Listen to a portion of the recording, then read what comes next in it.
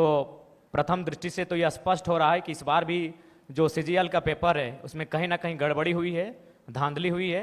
और मुझे लगता है कि पिछली बार जो पेपर गड़बड़ी हुआ था, अगर उसका जो लोग दोषी हैं, अगर वे दोषी लोग पकड़े जाते हैं, अगर उन पे कार्रवाई होती, तो शायद इस बार उनका मनोबल इतना ऊंचा नहीं होता।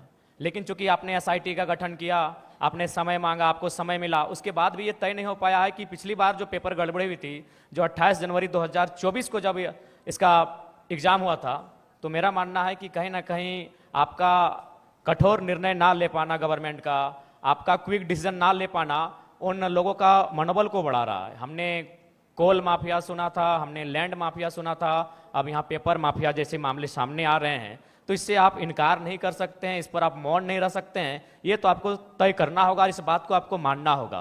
क्योंकि पिछली बार हमारे ही 15 साथियों पर एफआईआर हुआ था, आज भी उस मुकदमे के कारण हमारे प्रत्याशी रांची के हमारे आदरणीय देवेंद्र जी जेल गए, उसी मुकदमे के कारण गए थे। तो जाहिर सी बात है वो हाईलाइट तभी हुआ जब हम लोगों ने प्रोटेस्ट किया। उस प्रोटेस्ट के परिणाम स्वरूप उस समय वर्तमान मुख्यमंत्री माननीय चंपई सोरेन जी थे, एसआईटी का गठन हुआ। लेकिन आज परिणाम और निष्कर्ष आपके सामने क्या है? यानी आप लोग उन माफियाओं के मनोबल को बढ़ाने का कार्य आप स्वयं कर रहे हैं।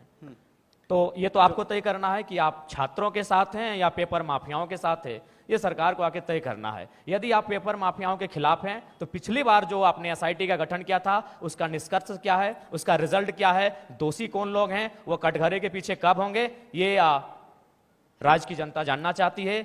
सीजीएल जेएसएससी के तमाम 6 लाख अभ्यर्थी जानना चाहते हैं। बिल्कुल, सूर्या जी से यही सवाल रहेगा। आप सत्ता के